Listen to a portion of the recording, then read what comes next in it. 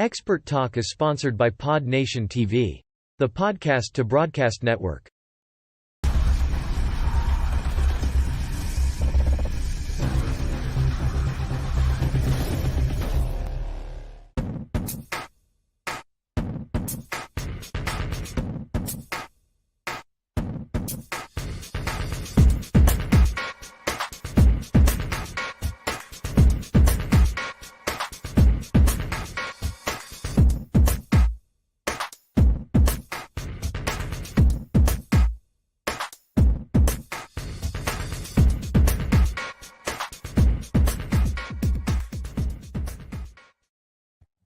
Hey everybody, welcome to the show. You know where you are, Expert Talk with me, Tigo. And today we got somebody special. Well, I say that all the time, but we really do. Other than the fact that he has the coolest beard in the world, we're going to talk about that. But if you live in Las Vegas like I do, you can't walk down the strip without seeing signs for MMA. We're going to talk about MMA. We're going to talk about, really fighting for your life and surviving and helping others get over that hurdle as well. Erik Allen is here today. We're going to have some fun. Sit right there. We'll be right back.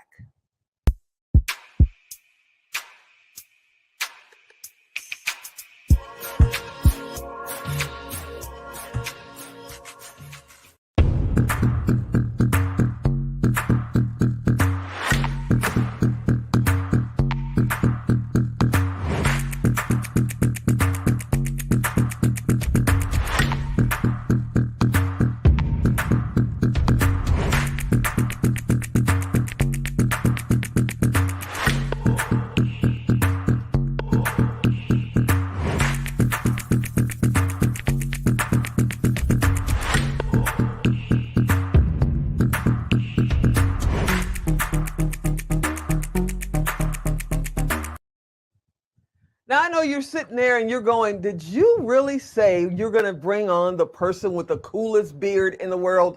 I sure the heck did. Erik Allen's out there. Erik, are you out there? Tigo, how are you? Thank you so much. It's such an honor to be here.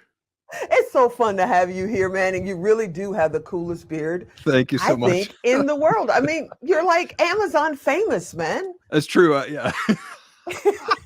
Amazon famous. Yeah. You could probably find me on a few different ads out there. Now, before we get into anything else, what made you decide to grow the beard out in the first place? So I used to grow the beard just for like 1 month out of the year. It wasn't for Movember, just 1 month out of the year. I'd shave it, or, I'd grow it out for 30 days and then shave it off. My wife would fall back in love with me after that. Right. So it's like, oh, there's the clean shave. Right. And then when my daughter was like 3 years old, I shaved it off. She said, Dad, I missed the beard. And I was like, I'm not shaving that again. So that's kind of how it started. And then we've just kind of kept it around this length for the last probably 8 years.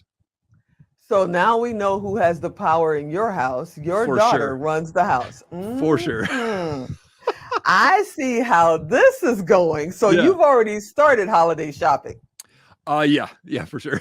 Okay. So if you guys are wondering, it's literally September and this guy has already started holiday shopping. So who knows what's about to happen this year. Right. So let's talk about this.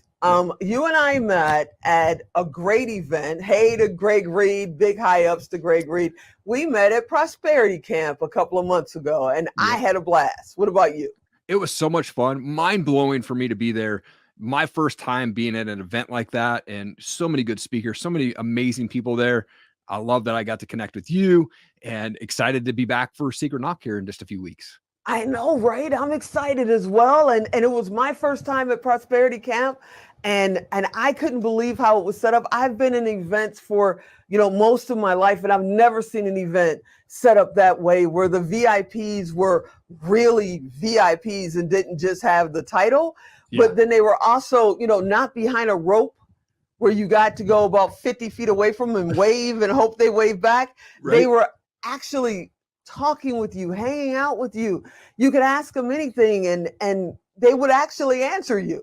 It was the coolest thing ever. I thought that was amazing. I can't wait for Secret Knock. Plus I get to speak at Secret Knock. So I'm super stoked about that. I might actually have to put on a clean shirt or something. I don't know. Okay. So you yourself are a host, correct? You have your own show. What's your show about?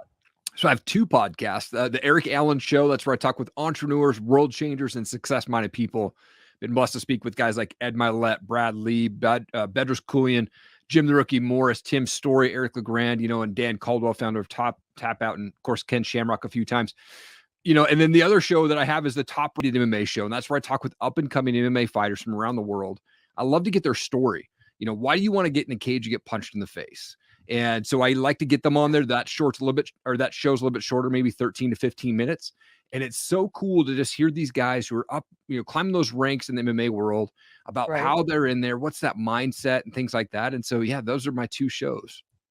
So wait, we have to go back because I heard you're talking with entrepreneurs, and yes. I know you guys are sitting there going, well, Tigo's an entrepreneur, and we haven't seen Tigo on. I have to pitch for myself because you're not here. I haven't been on. What do I have to do to be on the show? I mean, I want to hang out with you. What's going on, Erik? You are on my list. Yes. So I made the mistake earlier this year of recording too many shows in a row. So I built up this large queue.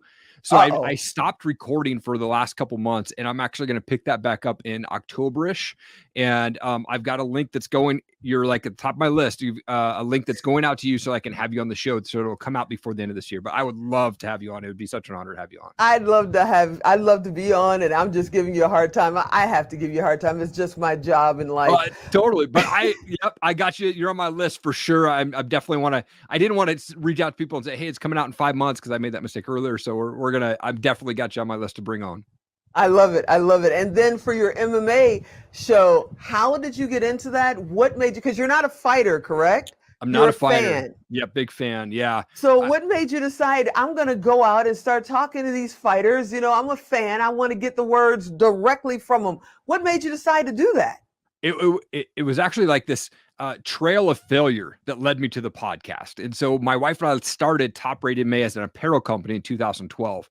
It was during the Tap Out era. We made a lot of business mistakes. We bought a bunch of inventory that didn't sell.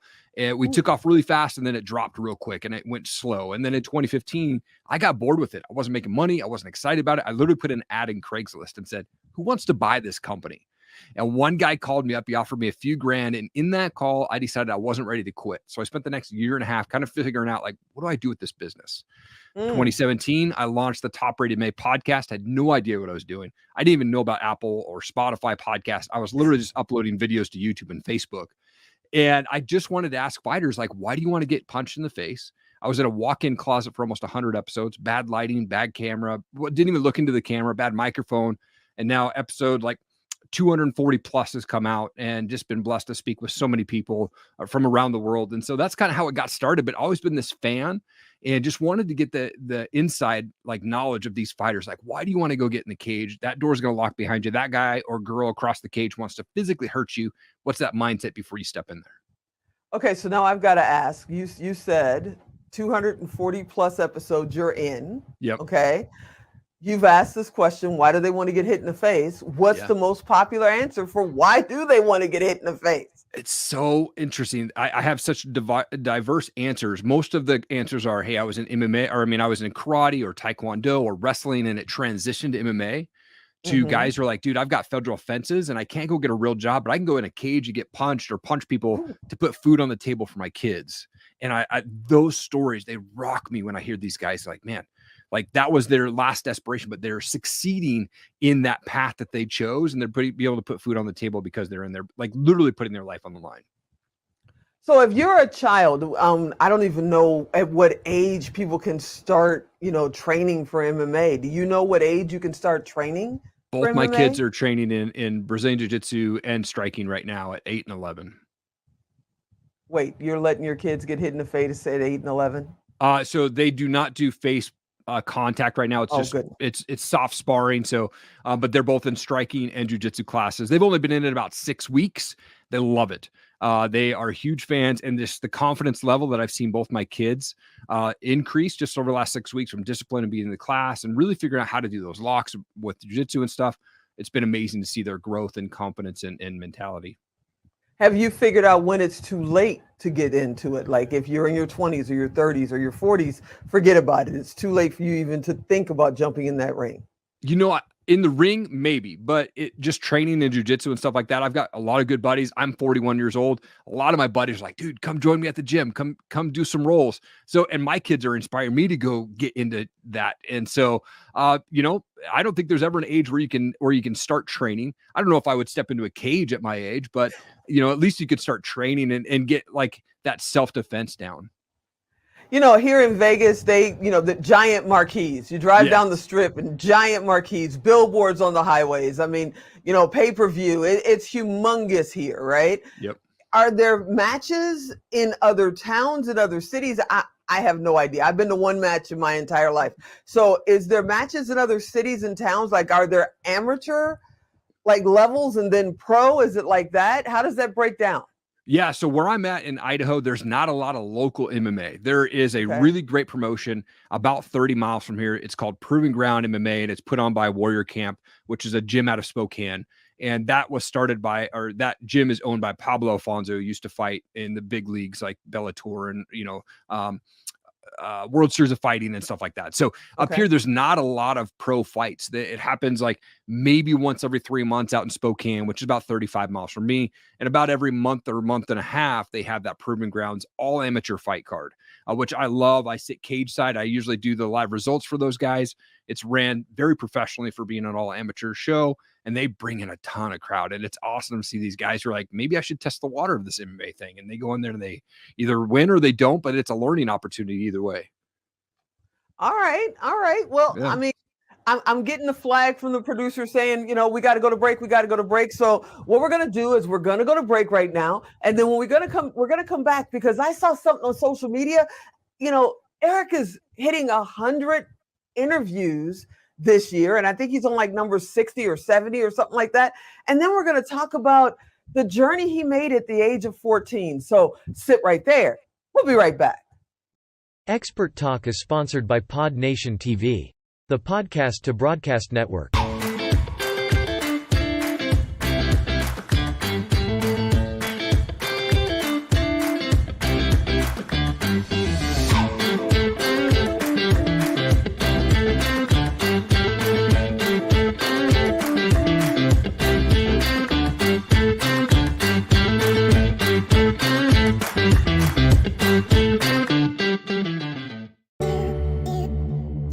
Hey, I have a quick question for you. Do you want a professional agency to handle all your video creation, syndication, and monetization needs?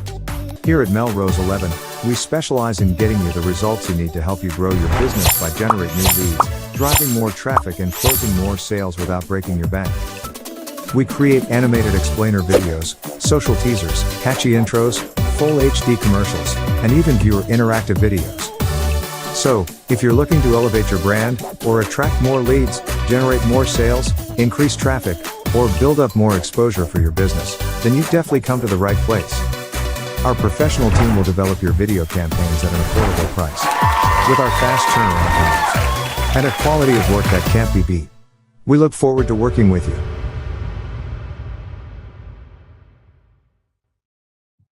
Hey everybody, welcome back. We're talking with Erik Allen, and we're talking about MMA. We're talking about his entrepreneurial journey. And I forgot to ask him a question. Erik, are you out there? I'm here. Yes. Thank you so much.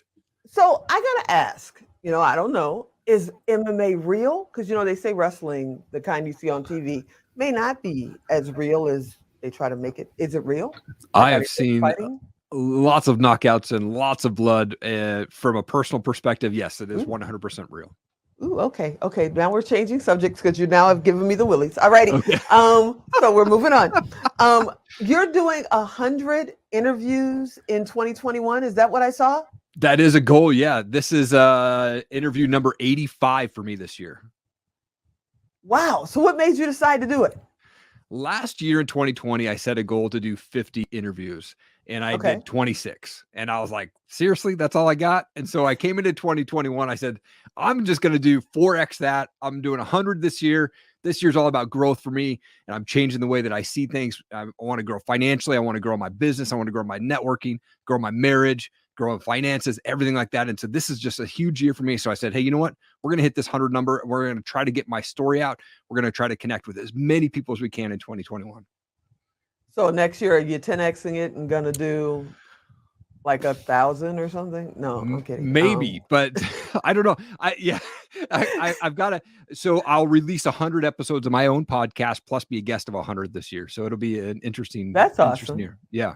That's awesome. I love that. I love that. So let's talk a little bit about your journey yourself, because you and I had this much time to talk at the Right. event at Prosperity Camp in San Diego, and I was blown away because you literally raised yourself from the age of 14.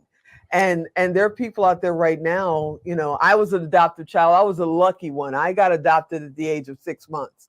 So, but there are people out there right now that are in the system, that are stuck outside of the system, and are really going through a tough time because of the pandemic. What happened? How did that happen? And how did you survive? It was tough. Yeah. So I grew up in, I thought was a typical household up until I was 11 years old, played Little League and went to Sunday school. My parents got divorced when I was 11. I had never even heard that word before. None of my friends had parents who were divorced or anything. And so it was a big shocker to me that my parents got divorced. I never saw my parents fight. I knew my dad drank a little bit as a kid. I saw vodka bottles in the garage, but I never saw any crazy arguments or anything like that. My parents get divorced. My mom immediately gets together with a guy who's very physically abusive, almost like the first date that I remember. And I remember standing outside the house looking through the window when they're arguing. He's hitting her with a cordless phone back when those were around, right? And my mom never pressed charges. It drove me nuts. I didn't understand. And then they did the smart thing. They got pregnant and they decided, hey, we're going to move to small town Montana, Stevensville, Montana. So they moved up. I grew up in Eastern Washington, is where that was from. So I moved up to Stevensville, Washington, or Montana. Population 1,200 people. They rented this house on 5 acres, beautiful property, ponds, right by the Bitter River. The house had 3 bedrooms though. It was one for them, one for my brother, who was just a couple months old at the time, and then one for my sister, who's 4 years younger. Okay. They said, Erik, you get to live in the garage. So I literally had this bed and then a plastic tarp at the end of my bed that separated my bed from the truck that would pull in. I had a fireplace on my half of the garage that would keep me semi-warm in those -degree winters in Montana. But when I was 13 years old, they came home arguing, and it wasn't anything different than any other night. I brushed my teeth, and I felt like God was talking to me in that moment, saying, dude, you got to turn around. There's some serious stuff going on. So the way the house was set up was behind me was the kitchen to the pantry to the garage where I stayed. So I turned around, and I see him on top of my mom in the pantry, and it's just boom, boom, boom, one shot after the other, punch her in the face. I'm like, dude, I got to stop this guy. So I walked up and I grabbed a cast iron pan and I swung as hard as I could and I split the back of his head open. And he turned around and he said, what the? And as he said that, I took another swing and split his forehead open. I'd fallen in that swing to the ground. And I remember him standing up over me. He was bleeding and he's starting to yell. My mom jumps up, lands like 6 punches in a row. There's blood splatting on the wall. Cops show up finally and take him to jail for the night. Again, no charges were pressed. And at that point I was kicked out of that house. I had 3 months left of my freshman year of high school. So I bounced around from friends' houses and to finish out my freshman year of high school there in Montana, and then moved back to live with my dad in Washington State. He rented a house for him and I, and he would put $20 in the cup for my lunch money, Hunger Man meals in the freezer, and cereal and milk in the house. And then he would go stay with his girlfriend. So I had no accountability, no adult supervision. So my house became the party house. So I was getting into drugs early. I was smoking a lot of pot, acid, mushrooms, cough syrup because it had morphine in it, like getting into a lot of it all the time, before school, during lunch, after school. And when I was 18 years old, I got arrested for having a bong, which is now legal in the state of Washington. But in 1998, when I was a senior in high school, it was not. And so I had to go to jail for 24 hours. I had black and white chain gang outfit on, bright orange slippers, 145-pound kid, like scared to death. And I was on probation for a year where they could have drug tested me at any point. But so I didn't smoke pot for a year, but I enhanced my drinking skills. So I started drinking, right? And then 2 weeks after I graduated high school, I woke up to a Post-it note on the bathroom mirror that said, you can't comply with house rules. You have 48 hours to get out. Wow. So I was like, okay. So I was basically living off of credit cards. Between the age of 18 and 21, I moved 21 times. And by the time I'm 21, I'm $28,000 in debt and had to file bankruptcy. And I made a move to Seattle with $100 in my pocket. And that was part of that moving around a lot. But yeah, that was the craziness that I was in before I got into the music business after that. Wow. So, I mean, a lot of people are in the darkness. It seems like, especially during this pandemic, some people saw the light and found their way because they had time to just stop and listen and hear and see. And then some felt like their world just shut down because they couldn't go do everything they were used to doing. If you were in that such a dark space, how did you find your way to the light? How did you find your way back to your own reality? I spent between 21 and 23. I worked in the music business for Universal Records and went to about 175 concerts. Open tab, so continue that drinking. I got laid off from my Universal record on my 1-year anniversary during the Napster days, if you remember those. I was the bottom of the totem pole, so I got laid off with a few others from the office and kind of went into this depression. I was working at Starbucks at night. I'd get off and go to get my 6-pack of beer and then go to my ghetto apartment there across the street from where Jimi Hendrix is buried in Renton, Washington, and drink myself to sleep. And one night while I was working, this girl walked into Starbucks and said, "Hey, we've got this cool college age event down at our church. Would you be interested in going?" And I'm depressed. I have no friends. She's really good looking. Absolutely. What time do I need to be there? Like, that's what's going through my mind. And so a couple days later, I go to this event and I ran into all these guys that I knew from high school. Dude, I haven't seen you in 5 years. I haven't seen you in 7 years. It's crazy. And I think God was planting a seed in me at that moment, because about a month later, it was Easter 2004. I was managing a band. We went and played a concert the night before Easter. And I woke up Easter morning in my buddy's basement, surrounded by probably 15 folks. And I felt God in that moment say, "Dude, you're going down this wrong path that's going to end your life real quick if you don't start making some changes." So I decided that in that moment, I gave my life to Christ, and I quit drinking cold turkey, drugs, cigarettes, drinking, everything in that moment. And I called that girl up. I got her voicemail and said, "Hey, thanks for inviting me to that church event. Maybe I'll see you at the store sometime." And a month later, we were dating, and now we've been married for almost 17 years.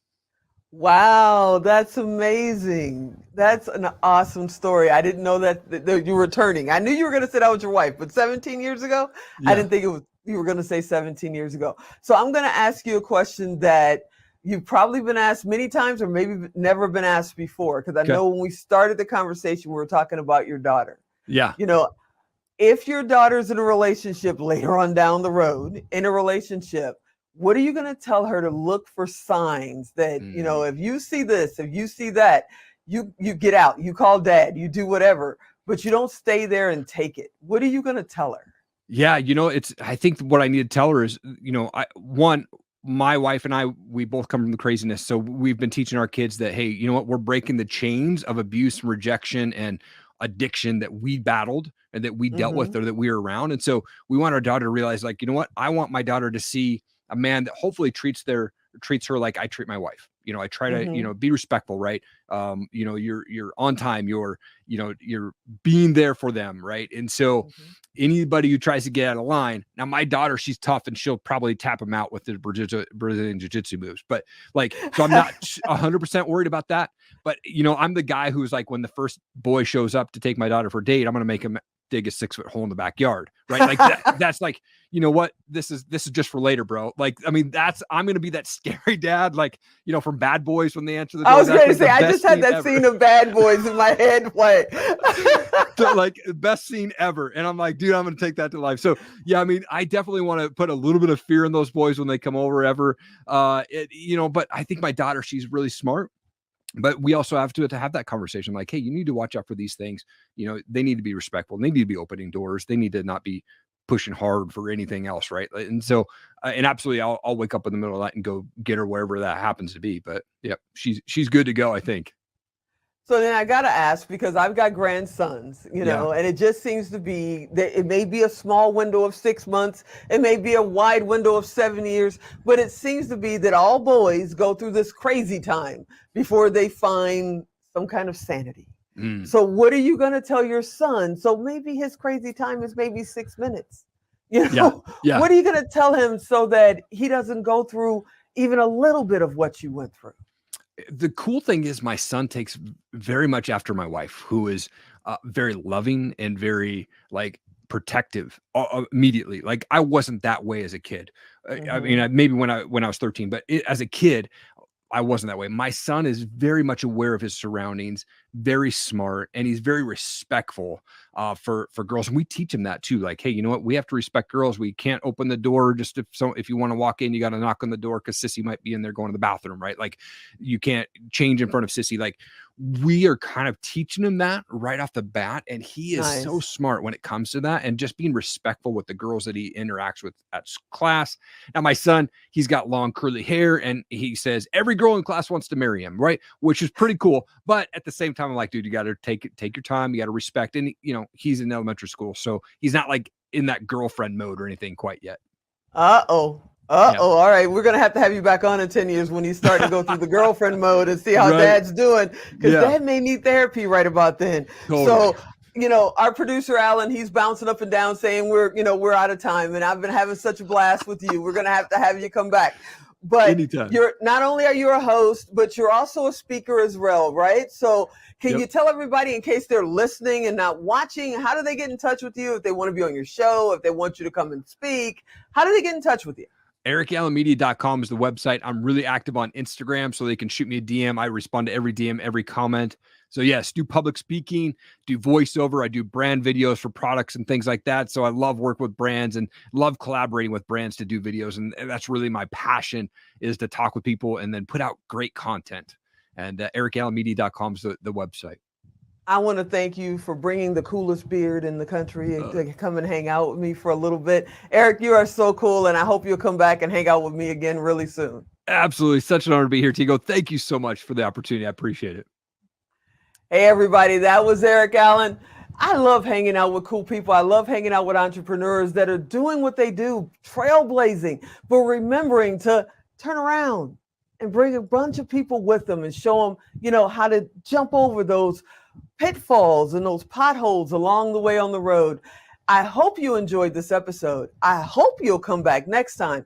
And as always, I'm Tigo. I'll talk to you next time.